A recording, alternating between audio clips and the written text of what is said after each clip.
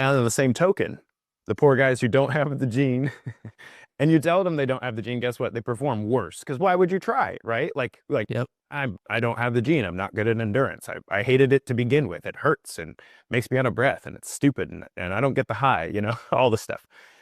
So that's not surprising, right? That makes sense in back of the napkin psychology. But things get really interesting right here.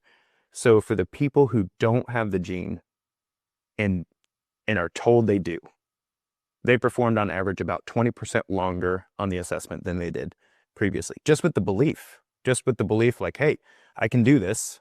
I'm going to go longer, right? And then the people who had the gene, but were told they didn't, they performed at somewhere in the neighborhood of 30% less well than they did 6 weeks ago.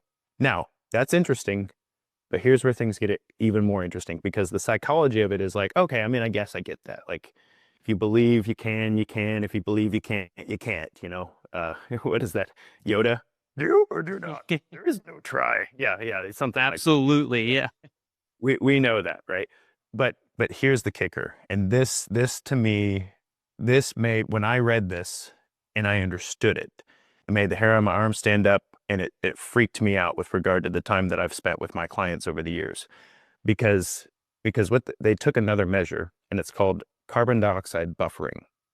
So you actually get to see how much carbon dioxide somebody's able to get out of their body, right? So this is a physiological measure. It has nothing to do, like, you can't make yourself better at carbon dioxide buffering. You can't go, oh, in the same way you can't digest your food faster. You can't sit here thinking like, I wish that chicken would roll through me a little quicker, or I wish it would slow down, whatever end of the spectrum you're on. You can't do that. There's no mind over matter that controls peristalsis in your digestive tract. And in the same way, there's no way you can control carbon dioxide buffering. And this is what got me.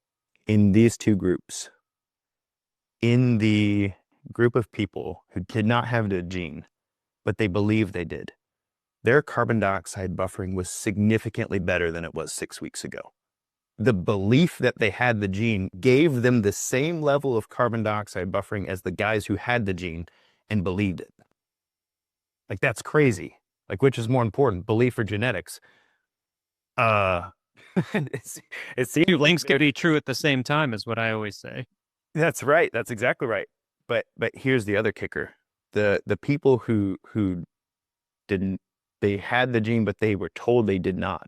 Their carbon dioxide buffering was as bad as the people who didn't have the gene and also believed they didn't.